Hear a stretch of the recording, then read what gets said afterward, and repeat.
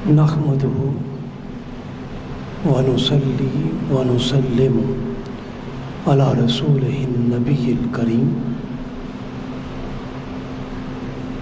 أما بعد فأعوذ بالله من الشيطان الرجيم بسم الله الرحمن الرحيم والذين يؤمنون بما أنزل إليك وما أنزل من قبلك صدق اللہ العلی العظیم وصدق رسولہ النبی الکریم۔ معزز حاضرین و ناظرین گرامی قدر، عزیز طلباء و طالبات، آج ہمارا موضوع ہے ہمارا ایمان حرمت قرآن۔ اس موضوع کے حوالے سے باری تعالیٰ نے سورہ بقرہ کی ابتدائی آیات میں اہل ایمان کو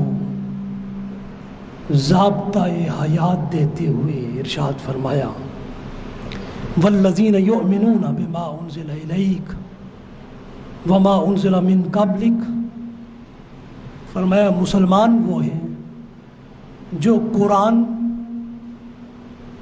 پر ایمان لاتے ہیں جس قرآن کو آپ کی طرف اتارا گیا ہے، اور مسلمان وہ ہیں جو ایمان لاتے ہیں ان کتابوں پر جو آپ سے پہلے اتاری گئی ہیں، نازل کی گئی۔ حاضرین و ناظرین گرامی قدر، اس آیہ کریمہ میں باری تعالیٰ نے دنیا بھر میں بسنے والے مسلمانوں کو قیامت تک کے لیے یہ درس حیات دیا ہے کہ وہ قرآن پر یؤمنون بما انزل الیک کے حکم کے تحت فرض عین کی حد تک ایمان لائیں، اور وہ کتابیں جو قرآن سے پہلے نازل ہو چکی ہیں ان پر بھی ایمان لائیں۔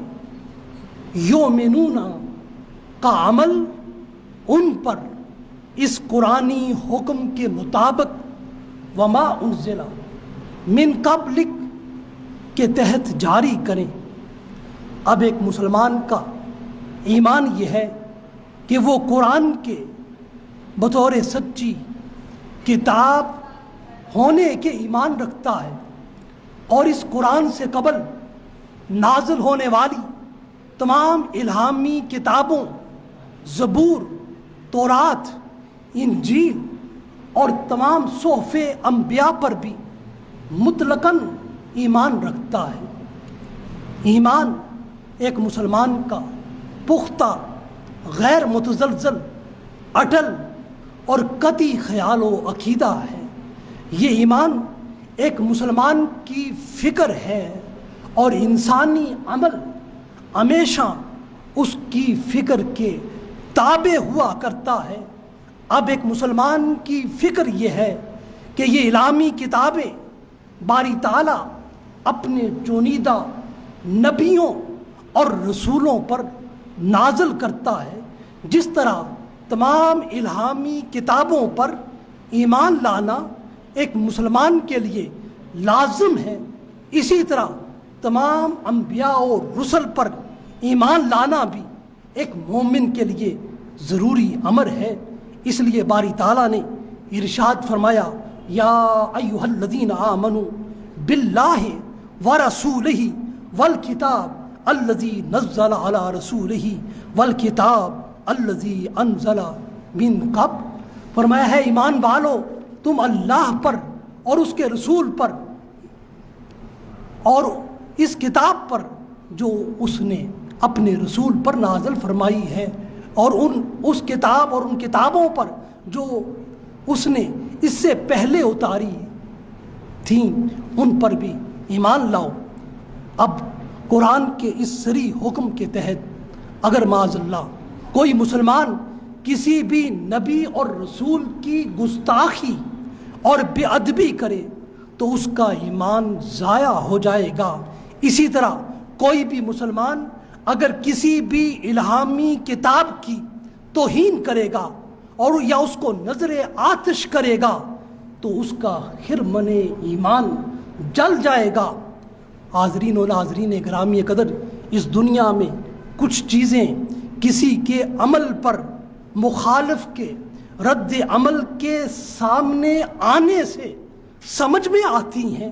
اگر کسی قوم، طبقے، افراد اور فرد نے قرآن کی توہین کی ہے اور اس کو نظر آتش کیا ہے تو ہم اس فرد اور قوم کی الہامی کتاب کو نظر آتش اپنے رد عمل میں نہیں کر سکتے، اور نہ ہی اس قوم اور فرد کے نبی اور رسول کی توہین و گستاخی کر سکتے ہیں، کیونکہ اسلام نے ہر نبی اور ہر الہامی کتاب پر ہمارے ایمان کو قائم کیا ہے، اور ہم اس قوم اور فرد کے اشتعال انگیز، نفرت امیز اور حقارت خیز عمل پر اپنا رد عمل اسلام کی تعلیمات کی روشنی میں دیں گے، اور ہم ساری دنیا کو اپنے معقول رد عمل کے ذریعے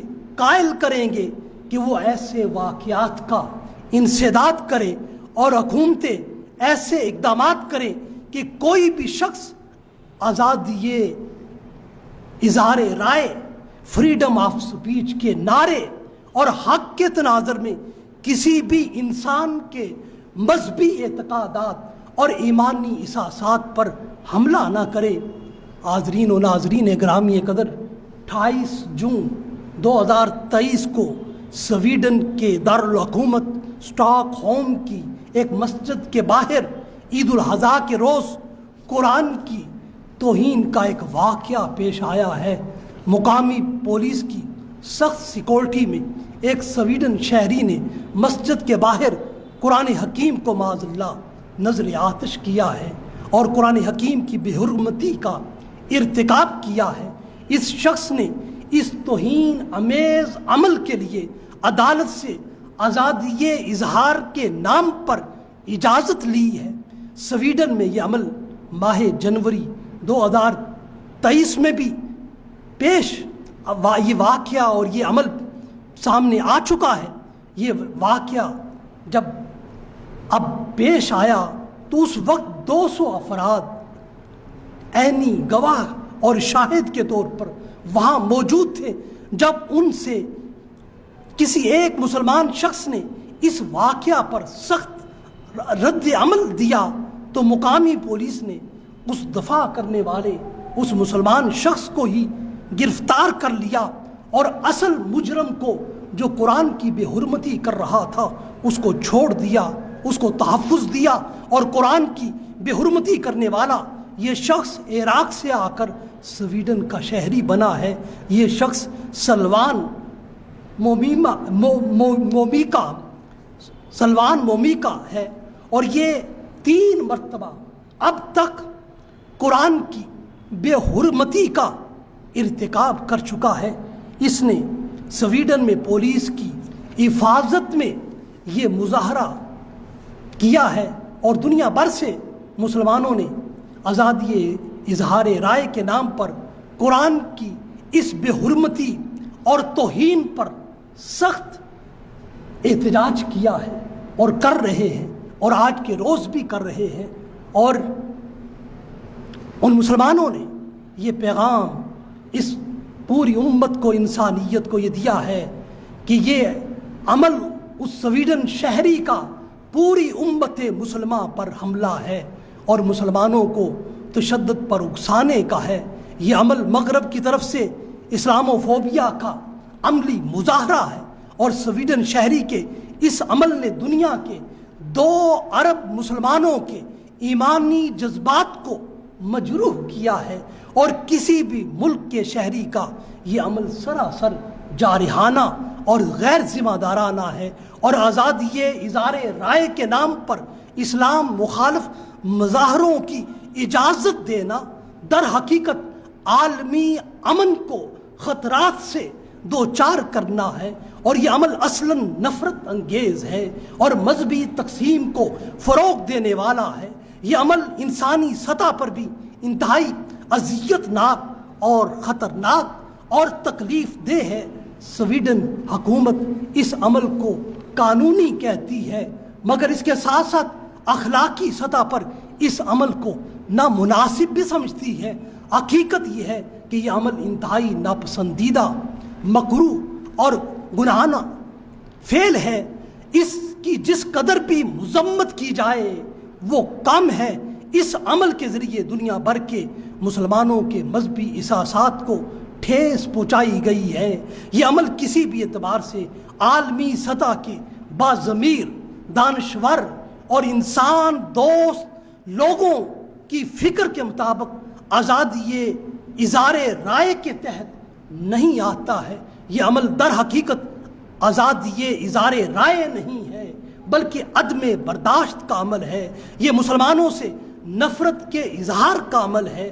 یہ کسی دوسرے مذہب کو قبول نہ کرنے کا عمل ہے۔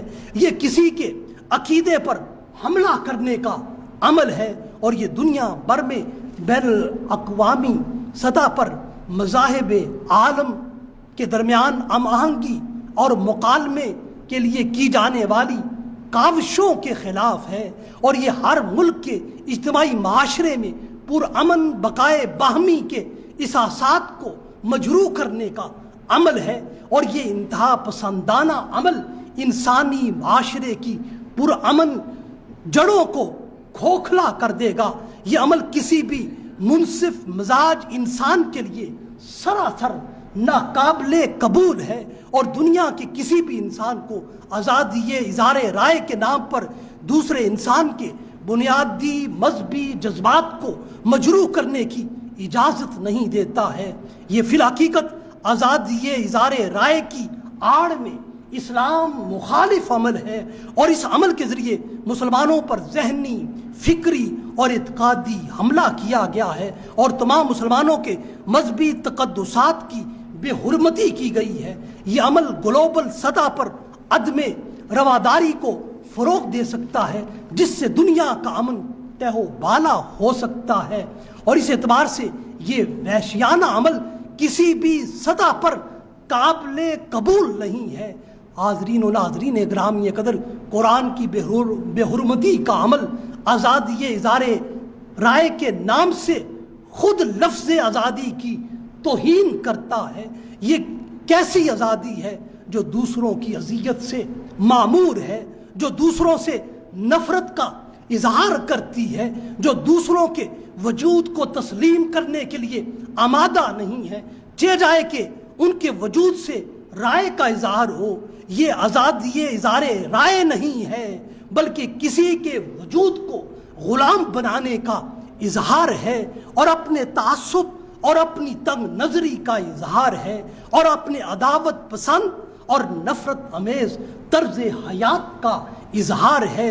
یہ خود کو زندہ رہنے اور دوسروں کو زندہ رہنے کے حق سے محروم کرنے کا اظہار ہے، اور دنیا کا کوئی مذہب دوسرے انسانوں سے ہرگز نفرت نہیں سکھاتا ہے۔ نفرت ہر شخص کا انفرادی عمل ہے، مگر یہ نفرت اگر معاشرے کے امن کو غارت کرے تو ایسا شخص مجرم ہے اور قابل سزا ہے اور قابل گرفت ہے۔ یہ عمل انسانوں کو شدت پسندی کی طرف لے جاتا ہے۔ جب انسان فریڈم آف ایکسپریشن، آزادی اظہار رائے کا مفہوم غلط سمجھتا ہے تو تب یہ مسائل جنم لیتے ہیں۔ آزادی اظہار رائے کی کچھ حدود ہیں جس میں دوسرے انسانوں کے بنیادی حقوق کا تحفظ بھی ہے، ان کی عزت و ناموس کی حفاظت بھی ہے، قومی اور ملکی وقار کی حفاظت بھی ہے، عوامی امن کو قائم رکھنا بھی ہے، اور عام لوگوں کی جان و مال کی حفاظت بھی ہے، انسانی اخلاق و اقدار کا احترام بھی ہے۔ یہ سب کی سب آزادی اظہار کی صورتیں ہیں۔ آزادی اظہار رائے میں کسی ایسی سرگرمی کی اجازت ہرگز نہیں ہے جس سے قومی سطح پر نفرت بھڑکے اور نسلی سطح پر فسادات ابھریں اور مذہبی سطح پر منافرت جنم لے لے اور ہر وہ سرگرمی جس سے ظلم و تشدد میں اضافہ ہو، اور دنیا کا کوئی بھی قانون ایسے عمل کو آزادی اظہار رائے قرار نہیں دیتا ہے، اور نہ ہی ایسی آزادی اظہار رائے کی کوئی قوم اجازت دے سکتی ہے، اور نہ ہی کسی ملک کا آئین اور قانون اس عمل کو آزادی اظہار رائے ثابت کرتا ہے۔ حاضرین و ناظرین گرامی قدر، آزادی اظہار رائے کا مفہوم سیاسی، معاشرتی، معاشی، تہذیبی اور تمدنی معاملات میں سمجھ آتا ہے، جبکہ مذہبی معاملات میں آزادی اظہار رائے کے لیے ہر مذہب میں سخت شرائط ہیں۔ ہم کسی بھی مذہب کو دلیل کے ساتھ، آرگومنٹس کے ساتھ ڈسکس کر سکتے ہیں، مگر کسی مذہب کے ماننے والے کی دل آزاری ہرگز نہیں کر سکتے، اور نہ ہی کسی مذہب کے تقدسات کی توہین کر سکتے ہیں۔ آزادی اظہار رائے کا سب سے زیادہ غلط اور ناجائز استعمال مذہب کے باب میں ہوا ہے، جس کے ذریعے وہ شخص توہین مذہب کا مرتکب ہوتا ہے۔ حاضرین و ناظرین گرامی قدر، اس میں شک نہیں، قرآن ساری انسانیت کے لیے نجات دہندہ کتاب کے طور پر ہمارے پاس آیا ہے۔ اس کتاب قرآن پر ایمان ایک مسلمان کا بنیادی امتیاز ہے۔ یہ قرآن انسانوں کو باہمی محبت اور رواداری کے رشتے میں پروتا ہے۔ یہ انسانوں کے درمیان امن و سلامتی کو فروغ دیتا ہے۔ یہ قرآن میوچول پیس اینڈ کو ایگزسٹنس کی تعلیم دیتا ہے۔ یہ قرآن انسان کو دوسرے انسان کو برداشت کرنے اور اس کے لیے ٹالرنس کا جذبہ دیتا ہے اور سبق دیتا ہے۔ یہ انسانی مساوات، ایکویلٹی اور اجتماعی عدل و انصاف، جسٹس کے قیام کی فکر دیتا ہے۔ اس قرآن کا موضوع ہی انسان اور انسانی حقوق ہے۔ کس قدر بد نصیب ہے وہ شخص جو مسلم دشمنی میں خدا دشمنی پر اتر آیا ہے۔ مسلمانوں کے عمل اور کردار پر اس کی تنقید بجا ہے، مگر وہ مسلم دشمنی میں آگے بڑھ کر قرآن دشمنی کی طرف آ گیا ہے۔ قرآن تو اللہ کی کتاب ہے، اللہ کا کلام ہے۔ قرآن اپنی صداقت پر خود گواہ ہے۔ قرآن تو اس توہین کرنے والے بدبخت انسان کے حقوق کی بھی بات کرتا ہے۔ یہ قرآن ہی ہے جس نے انسان کو شرف و احترام بخشا ہے۔ وَلَقَدْ كَرَّمْنَا بنی آدم، ہم نے بنی آدم کو عزت بخشی ہے، ہر انسان کو عزت عطا کی ہے۔ یہ کیسا بنی آدم ہے، یہ کیسا انسان ہے، اس کو جس کتاب نے عزت و ناموس عطا کی ہے، یہ اسی کتاب کو اپنی بدبختی کی وجہ سے نظر آتش کرتا ہے، جلاتا ہے۔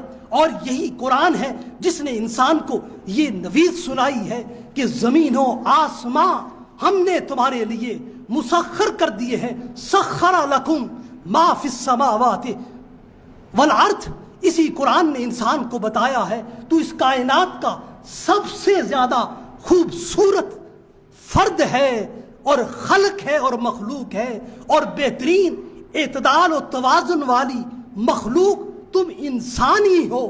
لقد خلقنا الانسان فی احسن تقویم، یہی قرآن ہے جس نے انسان کو بتایا ہے تمہاری اصل من ذکر و انثی ہے، ایک مرد اور ایک عورت سے تم نے جنم لیا ہے۔ یا ایھا الناس انا خلقناکم من ذکر و انثی، یہی قرآن ہے جس نے سارے انسانوں کے درمیان رنگ و نسل، زبان و علاقہ کے امتیازات کا خاتمہ کیا ہے، اور شرف انسانیت اور مساوات انسانیت میں سب انسانوں کو شریک کیا ہے، اور باہم درجہ فضیلت اور درجہ شرف کسی مادی اور دنیاوی چیز کو قرآن نے نہیں ٹھہرایا ہے، بلکہ روحانی اور اخلاقی چیز کو کردار انسان اور عظمت انسان اور تکریم انسان بنایا ہے، جس کا اعلان اقوام عالم کے سامنے قرآن اپنی فکر کے باب میں یوں کرتا ہے، اِنَّ أَكْرَمَكُمْ عِنْدَ اللَّهِ أَتْقَاكُمْ۔ اس قرآن نے اس انسان کو اس دنیا کی بے شمار چیزوں کی عبادت سے نجات عطا کی ہے۔ اس انسان نے اس کائنات میں بے شمار چیزوں کو اپنا خدا بنایا ہے، اپنا معبود بنایا ہے۔ قرآن نے ہر انسان کو معبود واحد اور معبود برحق سے یوں متعارف کروایا ہے، فرمایا وَاعْبُدُ اللَّهَ وَاعْبُدُ اللَّهَ وَاعْبُدُ اللَّهَ وَلَا تُشْرِكُوا بِهِ شَيْئًا۔ یہی قرآن ہے جس نے حکمرانوں اور بالادست طبقات کو انسانوں کے درمیان عدل و احسان کو اپنانے کا حکم دیا ہے۔ فرمایا ان اللہ یامر بالعدل والاحسان۔ یہی قرآن ہے جس نے مرد و عورت دونوں کے جدا جدا حقوق مقرر کیے ہیں، اور اسی قرآن نے سب سے پہلے اس دنیا میں تحریری صورت میں حقوق النساء کا نہ صرف علم بلند کیا ہے بلکہ ان حقوق کی ادائیگی کو ایمان مسلم کے لیے لازم ٹھہرایا ہے۔ فرمایا وَلَهُنَّ مِثْلُ الَّذِي عَلَيْهِنَّ بِالْمَعْرُوفِ۔ یہی قرآن ہے جس نے معاشرے میں عدل و انصاف کے قیام کے لیے شہادت و گواہی کو چھپانے سے منع کیا ہے، تاکہ عدل و انصاف کی فراہمی میں کوئی تعطل انسانی معاشرے میں نہ آئے۔ اس لیے فرمایا وَلَا تَكْتُمُوا الشَّهَادَةَ۔ وہ قرآن جس نے انسانوں کے معاشرتی درجات، سماجی مراتب کا تعین ان کے اعمال اور افعال پر منحصر قرار دیا ہے، فرمایا وَلِكُلٍّ دَرَجَاتٍ مِمَّا عَمِلُوا۔ ہر انسان کے لیے اس کے عمل کے مطابق درجہ ہے۔ وہ قرآن جس نے معاشرتی سطح پر ظلم و زیادتی، نا انصافی اور کم تولائی سے منع کرتے ہوئے یہ حکم جاری کیا ہے وَأَوْفُوا الْكَيْلَ وَالْمِيزَانَ بِالْقِسْطِ۔ وہ قرآن جس نے معاشرے کے مالداروں، صاحب ثروت لوگوں کو انفاق کے عمل کو اختیار کرنے کی ترغیب دی ہے۔ الذین ينفقون فی السراء والضراء۔ وہ قرآن جس نے معاشرے کے استحکام کے لیے غیظ و غضب کے انسداد کی، اس کو روکنے کی تعلیم دی ہے، جس نے انسانوں کے مابین تحمل اور برداشت کے رویوں کو اپنانے کی نصیحت کی ہے، جس نے غصہ ترک کرنے کا سبق دیا ہے، جس نے لوگوں کو معاف کرنے اور ان سے درگزر کرنے کی سوچ دی ہے۔ والکاظمین الغیظ والعافین عن الناس۔ وہ قرآن جو اس دین کو انسانوں کے سامنے پیش کرتا ہے، اس دین کو انسانوں کے سامنے پیش کرتا ہے جس کے قبول کرنے، جس کے اپنانے میں کسی قسم کا کوئی جبر نہیں ہے، کوئی زور نہیں ہے، کوئی زبردستی نہیں ہے۔ لا اکراہ فی الدین۔ وہ قرآن جس نے خدمت خلق سے آری انسانوں کو جھنجھوڑا ہے، اگرچہ ان کا دامن عبادت اور صلاۃ سے معمور ہی کیوں نہ ہو، وہ لوگوں کے کام آنے سے اگر لا تعلق ہے تو قرآن ان لوگوں کو متوجہ کرتا ہے کہ انسانوں کے خادم بنو، اللہ کے عبادت گزار بنو، وگرنہ تمہاری یہ نمازیں تمہارے کام نہ آئیں گی۔ فویل للمصلین الذین هم عن صلاتهم ساہون الذین هم یراؤون ویمنعون الماعون۔ وہ قرآن جس نے انسانی وجودوں میں صحیح معنوں میں انسانیت کو پیدا کیا ہے، جس نے انسانوں میں انسانی خصلتوں کو فروغ دیا ہے، جس نے انسانوں کو مقام انسانیت کی عظمتوں تک پہنچایا ہے، وہ قرآن جس نے انسانیت جو ہر انسان کے اندر انسانیت اعلیٰ خصلتوں کا نام رکھا ہے، اور وہ انسان اپنی ذات پر دوسرے انسانوں کو ترجیح دینے والا بنتا ہے، تبھی جا کر وہ انسان بنتا ہے۔ قرآن کہتا ہے وَيُؤْثِرُونَ عَلَىٰ أَنفُسِهِمْ۔ وہ قرآن جس نے انسان کو اپنی ملک پر فخر کرنے کی بجائے اللہ کا شکر گزار ہونے کا سبق دیا ہے، اور انسان کو بتایا ہے وہ خود بھی کسی کی ملک ہے اور اس کا مالک بھی کوئی ہے جو زمین اور آسمان، زمین اور آسمانوں کا بادشاہ ہے۔ للہ ملک السماوات والارض۔ وہ قرآن جس نے دنیا بھر کے انسانوں کے نام یہ پیغام عزت اور عظمت دیا ہے کہ اللہ کسی بھی انسان کی محنت اور مشقت کو ضائع نہیں کرتا ہے، ہاں کوئی اس کو مانے یا اس کو نہ مانے، کوئی اس پر ایمان لائے یا نہ لائے۔ فرمایا انی لا اضیع عمل عامل منکم من ذکر او انثی۔ وہ قرآن جس نے اسلام کو دنیا کا سب سے زیادہ پرامن دین بنایا ہے، جس نے ایک انسانی جان و نفس کے قتل اور ہلاکت کو کل انسانیت کی ہلاکت سے تعبیر کیا ہے، یوں ہر انسان کو دوسرے انسان کی جان کا محافظ بنایا ہے، اور ساری دنیا کے انسانوں کے لیے اپنے اس آفاقی منشور کا اعلان قرآن یوں کرتا ہے: من قتل نفسا بغیر نفس او فساد فی الارض فکأنما قتل الناس جمیعا۔ وہ قرآن جس نے انسانوں کے کردار کی حفاظت کی ہے، جس نے انسانوں کو طہارت و نظافت سے مزین کیا ہے، جس نے نسل انسانی کے ارتقاء اور بقا کے لیے حکم دیا ہے، فَانْكِحُوا مَا طَابَ لَكُم مِّنَ النِّسَاءِ، جس نے انسانوں کو بد کرداری، بد چلنی اور زناکاری سے بچایا ہے، اور اس حکم کو ان کی زندگیوں میں یوں نافذ کیا ہے: وَلَا تَقْرَبُوا الزِّنَا إِنَّهُ كَانَ فَاحِشَةً وَسَاءَ سَبِيلًا۔ وہ قرآن جس نے معاشرے میں فتنہ و فساد کے حامل لوگوں کو لگام دی ہے اور ان کے فتنہ و فساد کا خاتمہ کیا ہے، اور جو الزام لگا کر کسی کی عزت کو اچھال دیتے ہیں، اور جو قذف و تہمت کے ذریعے معاشرے کو امن کو طے و بالا کر دیتے ہیں، جو اپنے الزام سے معاشرتی لازم و ملزوم رشتوں کو توڑ دیتے ہیں، قرآن کہتا ہے ان فسادی اور تہمت لگانے والے لوگوں کو 80 کوڑوں کی سزا دو تاکہ یہ فعل قذف دوبارہ اپنی زندگیوں میں نہ کر سکیں۔ قرآن یہ معاشرتی حکم یوں دیتا ہے: فَجْلِدُوهُمْ 80 جلدہ۔ وہ لوگ جو قوت و طاقت کے بل بوتے پر دوسرے انسانوں کے وسائل لوٹتے ہیں، چوری اور راہزنی کر کے معاشرے اور سلطنت کو مفلوج کر دیتے ہیں، ان کے لیے قرآن نے بیان کیا ہے ان کو عبرت ناک سزا دو اور ان کے ہاتھ کاٹ دو۔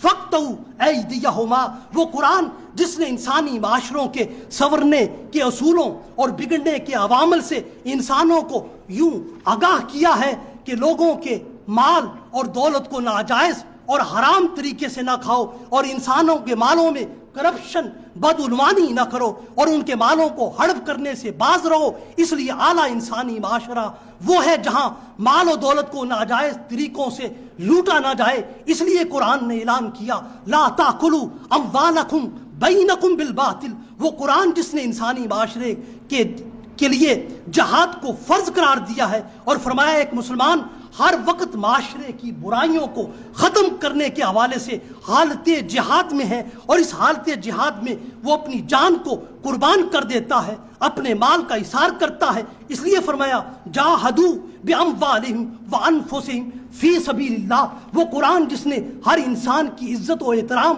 اور تکریم ذات کا سبق دیا ہے، کسی بھی انسان کے استہزاء اور تمسخر کو اس لیے منع کر دیا ہے کہ اس عمل سے اس کی تضحیق اور تحقیر ہوتی ہے۔ لا یسخر قوم من قوم۔ وہ قرآن جس نے انسان کو انسان کے قریب کیا ہے، ہر وہ عمل جس نے انسان سے انسان کو دور کیا ہے، اس عمل سے قرآن نے سختی سے ہر انسان کو روکا ہے۔ اس لیے فرمایا وہ عمل ظن و گمان کا ہے، وہ کسی دوسرے کے لیے خواہ غلط خیال اور زوم رکھنا ہے۔ اس بنا پر اس عمل سے منع کرتے ہوئے فرمایا: اجتنبوا کثیرا من الظن۔ وہ قرآن جس نے حکومتیں بنانے اور اپنے نمائندے منتخب کرنے اور اپنے رہنماؤں کے انتخاب کا ضابطہ، صلاحیت، اہلیت اور قابلیت و استعداد کو ٹھہرایا ہے، اور وقت انتخاب اس ضابطے کا سختی سے پاس کرنے کا حکم دیا ہے۔ ان تعدوا الامانات الی اہلھا۔ بلا شبہ انسانی معاشروں کو بنانے والی اور ان کو تباہ کرنے والی عدالتیں ہیں اور انصاف کے ادارے ہیں۔ اگر یہ واقعی اور حقیقی انصاف فراہم کریں تو ایک ملک کا انسانی معاشرہ دنیا بھر کے لیے ایک مثالی معاشرہ بن سکتا ہے، اور اگر یہ عدالتیں عدل و انصاف سے انحراف کریں اور انصاف کو بیچنا شروع کر دیں تو ہر ملک کا انسانی معاشرہ تباہ ہو جاتا ہے۔ اس لیے کرسی انصاف پر بیٹھنے والوں کو قرآن نے یوں متوجہ کیا ہے: اے انسانوں، ہر حال میں انصاف کرتے رہو، ہے منصفو، ہر حال میں انصاف کرتے رہو، کونوا قوامین بالقسط شہداء للہ۔ اور دوسرے مقام پر فرمایا: اعدلوا هو اقرب للتقوی۔ وہ قرآن جس نے ہدایت اور دلالت کو اختیار کو انسان کا اپنا ذاتی فعل قرار دیا ہے۔ ارشاد فرمایا: من اہتدی فانما یہتدی لنفسہ ومن قتل فانما ومن دل فَإِنَّمَا يُدِلُّ عَلَيْهَا وَلَا تَزِرُ وَازِرَةٌ وِزْرَ أُخْرَى۔ اس دنیا میں ہدایت انسان کی اپنی ذات ہی کو فائدہ دیتی ہے، گمراہی دلالت انسان کی اپنی ذات ہی کو نقصان دیتی ہے۔ کوئی انسان دوسرے انسان کے اعمال کا ذمہ دار نہیں ہے اور اس کا جواب دہ نہیں ہے۔ حاضرین گرامی قدر، خلاصہ کلام اور عام نکات کی طرف بڑھتے ہوئے عرض کروں، کس قدر بدبخت اور بد نصیب ہے وہ سویڈن کا شہری جس نے قرآن کو نظر آتش کرنے کی مذموم حرکت کی ہے، اور اس کے مذموم عمل کی مہذب دنیا میں جس قدر بھی مذمت کی جائے وہ کم ہے۔ آزادی اظہار رائے کا نعرہ لگانے والے اس سویڈش سیاستدان سلمان مومیکا کو سوچنا چاہیے کہ اس نے قرآن کو نظر آتش نہیں کیا، بلکہ اس نے اپنے وجود میں سسکتی ہوئی اور تڑپتی ہوئی انسانیت کو جلایا ہے اور اپنی ذات میں انسانیت کی توہین کی ہے۔ اس نے قرآن کو نہیں جلایا بلکہ اس نے اپنے انسانی ضمیر کو نظر آتش کیا ہے۔ اس شخص نے 3 بڑے جرم کیے ہیں۔ سب سے پہلے اس نے سیاستدان ہوتے ہوئے اپنے شعبہ سیاست کو بدنام کیا ہے۔ اس کا یہ مذموم عمل، اس کا فوری محرک اسلام دشمنی کے ساتھ ساتھ سیاسی مفادات کا نہ ملنا بھی تھا، اور اس نے یہ عمل سلطنت ترکیہ کی سیاسی حمایت نہ ملنے کی وجہ سے کیا ہے۔ سویڈن نیٹو ممالک میں شامل ہونے کی خواہش رکھتا ہے، مگر ٹرکش حکومت اس کی مخالفت کر رہی ہے۔ اس بنا پر اس نے ترک سفارت خانے اور مسجد کے باہر قرآن کو نظر آتش کر کے ان بدنما اور مفاد پرست سیاستدانوں کی نمائندگی کی ہے جو اپنے مفادات کی خاطر ملک و قوم اور انسانیت کو بیچ دیتے ہیں اور ہر مسلمہ قدر کو پامال کر دیتے ہیں اور سفلی سیاست کا نمائندہ بن کر ہمیشہ کے لیے رسوا ہو جاتے ہیں۔ دوسرا جرم اس نے تمام انسانوں پر کیا ہے۔ یہ انسان ہو کر دنیا کے سارے انسانوں کی نظر میں قابل احترام اور قابل تکریم صوف سماوی اور کلام الہی کی بے حرمتی کا مرتکب ہوا ہے۔ اس کے وجود میں انسانیت ماتم کر رہی ہے اور تمام انسانوں کی مقدس کتابوں کا احترام دوسرے انسانوں پر انسانیت کی اعلیٰ قدروں کی بنا پر لازم ہے۔ یہ کیسا انسان نما درندہ نکلا ہے جس نے اپنے عمل سے ساری انسانیت کو شرمسار کر دیا ہے اور دنیا کے سب انسانوں کو اپنے ہی وجود کے خلاف از خود نفرت دلائی ہے۔ یہ بد تہذیب انسان اس قابل ہے کہ ساری دنیا کے باضمیر، دانشور اور سمجھدار انسان اس معذب دنیا کے اس عمل کو حقارت کی نظر سے دیکھیں اور اس کے وجود سے نفرت کریں، اس لیے کہ یہ انسانیت کا دشمن ہے اور یہ انسانی معاشرے میں نفرت کا علم بردار ہے اور یہ قرار واقعی عبرتناک سزا کا مستحق ہے۔ اور تیسرا جرم اس سلمان مومیکا نے یہ کیا ہے، اس نے اپنی عدالت کو اپنے مذموم عمل میں شامل کیا ہے، اپنی ملکی پولیس کی سرپرستی حاصل کی ہے اور آزادی اظہار رائے، فریڈم آف ایکسپریشن کے قانون کی آڑ لیتے ہوئے دنیا کے 2 ارب مسلمانوں کے مذہبی تقدس کو بری طرح مجروح کیا ہے۔ اس نے صرف قرآن حکیم کو نہیں جلایا ہے بلکہ اس نے دنیا کے 2 ارب مسلمانوں کے ایمان پر حملہ کیا ہے۔ اس لیے قرآن کی حرمت پر ہر مسلمان کا ایمان ہے، قرآن کی عزت اسلام کی ناموس ہے، قرآن کی بے حرمتی مسلمان کے وجود کو چیلنج کرنا ہے، قرآن کو نظر آتش کرنا اسلام سے اور مسلمانوں سے نفرت کا اظہار ہے۔ قرآن کا پیغام تو تمام انسانوں سے محبت کا ہے۔ کیا مغرب کا قانون فریڈم آف ایکسپریشن صرف اور صرف اسلام اور پیغمبر اسلام کے خلاف ہی ہمیشہ استعمال ہوتا ہے؟ کیا اس مغربی قانون کے مطابق دنیا کے کسی اور مذہب اور اس کے بانی کی تصحیح کی گئی ہے، توہین کی گئی ہے؟ کیا یہودیوں کی کتاب تورات کو کبھی جلایا گیا ہے؟ کیا عیسائیوں کی کتاب انجیل کو کبھی جلایا گیا ہے؟ کیا غیر اسلامی کتابوں میں سے کسی دوسرے مذہب کی کتاب کو، مقدس کتاب کو جلایا گیا ہے؟ کیا کسی اور مذہب کے بانی کی اسی طرح توہین اور اہانت کی گئی ہے جیسی پیغمبر اسلام کی توہین و اہانت اہل مغرب کرتے ہیں؟ کیا مغرب نے آزادی اظہار رائے کے اپنے مرغوب قانون فریڈم آف ایکسپریشن کے تحت اپنے ملک کے بسنے والوں کو یہ اختیار دیا ہے کہ وہ اس قانون کی آڑ میں اپنے ملک کے آئین اور قانون کی کتاب کو بھی نظر آتش کر دیں؟ کیا مغرب اس قانون کے تحت اپنے اپنے ملک کے جھنڈے کو نظر آتش کرنے کی اجازت دے گا؟ کیا اس قانون کے تحت مغرب اپنی ملکی عدالت کے فیصلے کو کمرہ عدالت میں نظر آتش کرنے کی اجازت دے گا؟ آج کی دنیا میں ہر ملک ہر شخص کی حد کے عزت کا قانون ہے۔ کیا فریڈم آف ایکسپریشن کے نام پر دنیا کے 2 ارب مسلمانوں کی حد کے عزت کی جائے؟ یہ عمل جائز ہے؟ آج دنیا بھر میں ایک ملک کے آئین اور قانون کی کتاب کو نہ ماننے والا باغی ہے، تو کیا دنیا کے 2 ارب مسلمانوں کی مقدس کتاب کی بے حرمتی کرنے والا اور اس کی توہین کرنے والا اور اس کو نظر آتش کرنے والا، کیا وہ ساری انسانیت کا اور 2 ارب دنیا کے مسلمانوں کا باغی نہیں ہے؟ کیا اس کا یہ عمل قابل گرفت نہیں ہے؟ کیا اس کا یہ عمل ساری انسانیت کے لیے تکلیف دہ نہیں ہے؟ اگر فریڈم آف ایکسپریشن کے تحت اس کو کسی مقدس کتاب کو جلانے کا شوق ہے تو وہ اپنی مذہبی کتاب کو جلا لے، وہ اپنے ملک کے آئین اور قانون کی کتاب کو آگ لگا لے، اپنے ملک کی کرنسی کو راکھ کا ڈھیر بنا لے، وہ اپنے وطن کے جھنڈے کے ٹکڑے ٹکڑے کر دے، اس کو پھاڑ دے اور اس کو اپنی ملکی پولیس کی سرپرستی میں اور اپنی ملکی عدالت کی اجازت سے اور وہاں کے معاشرے کی آزاد روش کے مطابق اس کو آگ لگا دے اور پھر سوشل میڈیا پر اسے دنیا بھر میں دکھائے۔ آخر آزادی اظہار رائے کا قانون ہمیشہ اسلام اور پیغمبر اسلام کی توہین ہی کے لیے کیوں استعمال اہل مغرب کرتے ہیں؟ اسلام اور دنیا بھر کے مسلمان اس قانون کے خلاف ہرگز نہیں ہے۔ اسلام اس قانون کے خلاف نہیں ہے، مسلمان اس قانون کے خلاف نہیں ہے۔ ہاں، ہم اس قانون کے غلط استعمال کے خلاف ہیں، اس قانون کے ناجائز استعمال کے خلاف ہیں، اس قانون کے ذریعے اسلام دشمنی کے خلاف ہیں، اس قانون کی آڑ میں اسلام کے خلاف نفرت اور حقارت کے رویے کے خلاف ہے، اسلام اور پیغمبر اسلام کی توہین، اہانت اور گستاخی کے خلاف ہے اور قرآن کی بے حرمتی کے خلاف ہے۔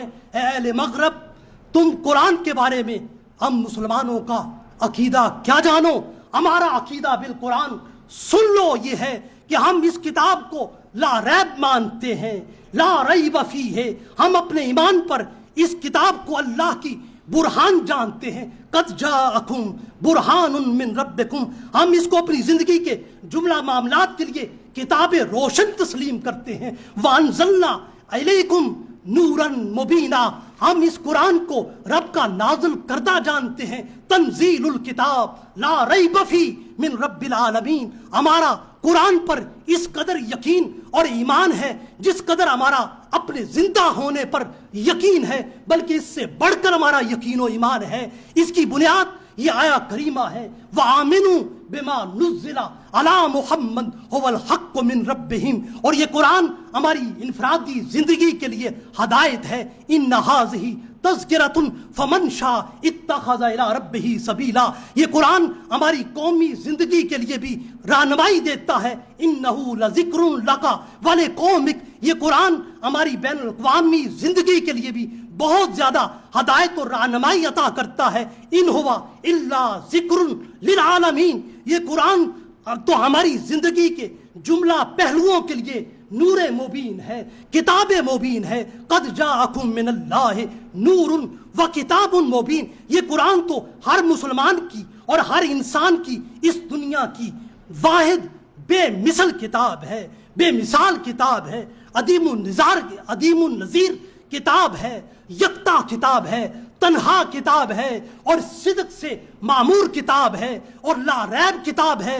قل لئن اجتمعت الانس والجن علی ان یاتوا بمثل هذا القرآن لا یاتون بمثلہ لا یاتون بمثلہ لا یاتون بمثلہ۔ بلا شبہ دنیا کی کسی کتاب کی بھی زمان و مکان کے تغیرات اور انسانی حالات و معاملات کے تبدل کی بنا پر حفاظت و محافظت کی کوئی ذمہ داری آج تک نہ اللہ نے لی ہے نہ کسی انسان نے لی ہے، مگر قرآن دنیا کی واحد کتاب ہے جو اپنے نزول کے روز اول سے لے کر قیامت تک کے لیے محفوظ کر دی گئی ہے، جس کی حفاظت کی ذمہ داری انسانوں پر نہیں ہے بلکہ اس کی ذمہ داری الوہی ہے، ربانی ہے، خدائی ہے۔ اس لیے فرمایا انا نحن نزلنا الذکر وانا لہ لحافظون۔ ہے دنیا بھر کے متعصب انسانوں، ہے دنیا کے مفسدوں، ہے انسانی وجودوں میں بدنما کرداروں، سن لو، ہم مسلمان قرآن کو تمام کتابوں اور تمام انبیاء علیہ السلام کی تصدیق کرنے والا جانتے ہیں، ولیکن تصدیق الذی بین یدیہ، ہم قرآن کو اپنی زندگی کے جملہ معاملات کا رہنما سمجھتے ہیں، تبیانا لکل شیء، ہم قرآن کو اپنے وجود کے لیے رحمت تصور کرتے ہیں، وَرَحْمَةً لِقَوْمٍ يُؤْمِنُونَ، ہم قرآن کو اپنے جملہ امراض کے لیے شفا جانتے ہیں، وَشِفَاءٌ لِمَا فِي الصُّدُورِ، ہم قرآن کو اپنی زندگی اور اپنے معاشرے کے لیے نصیحت اور ہدایت تسلیم کرتے ہیں۔ قَدْ جَاءَتْكُمْ مَوْعِظَةٌ مِّن رَبِّكُمْ، ہم قرآن کو اپنی مایوسیوں میں خوشخبری اور بشارت دینے والا مانتے ہیں، وَهُدًى وَرَحْمَةً وَبُشْرَىٰ لِلْمُسْلِمِينَ، ہم قرآن کو حق و باطل کی جنگ میں حکم اور فرقان سمجھتے ہیں، وَبَيِّنَاتٍ مِّنَ الْهُدَىٰ وَالْفُرْقَانِ، ہم قرآن کو انسانوں کی زندگی میں سلامتی اور امن کا محافظ تسلیم کرتے ہیں، اور اس کو ہر انسان اور مسلمان کے لیے مخرج من الخوف والحزن جانتے ہیں۔ فمن تبع ہدایا فلا خوف علیہم ولا ہم یحزنون، ہم اس قرآن کے ایک ایک لفظ کو اور اس کی ایک ایک آیت کو اپنی زندگی کی سب سے بڑی ہدایت مانتے ہیں۔ تلک آیات القرآن و کتاب مبین، ہم اس قرآن کی صرف ایک آیت کو دنیا بھر کی کتابوں اور اس دنیا بھر کے کل فلسفوں اور اس دنیا کے اندر پائے جانے والے مختلف افکار، تھاٹس اور انسان اور انسانی معاشرے کو سنوارنے کے حوالے سے جتنے بھی علوم اور فنون دنیا میں پائے جاتے ہیں، ان سب پر اس ایک آیت کو بہاری اور حاوی سمجھتے ہیں، جس کا چیلنج قرآن عالم انسانیت کو یوں کرتا ہے، ان ھذا القرآن یہدی للتی ہی اقوم، یہ قرآن ہی سارے انسانوں کو سب سے زیادہ مضبوط،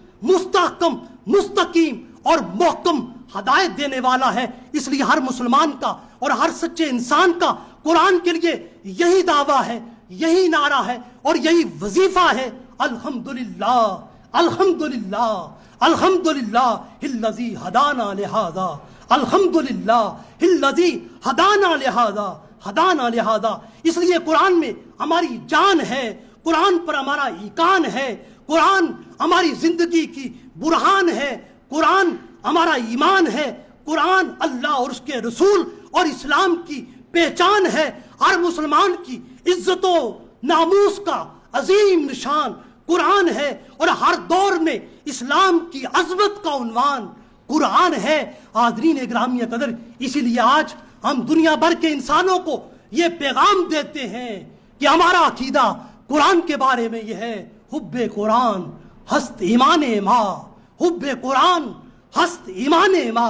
اور اس موضوع کے حوالے سے اقبال نے قرآن کی عظمت کو تمام انسانوں پر یوں اجاگر کیا ہے۔ اقبال کہتا ہے، آ کتاب زندہ قرآن حکیم، آ کتاب زندہ کتاب زندہ کتاب زندہ قرآن حکیم، حکمت او لا یزال است و قدیم، حکمت او لا یزال است و قدیم، نوع انسان را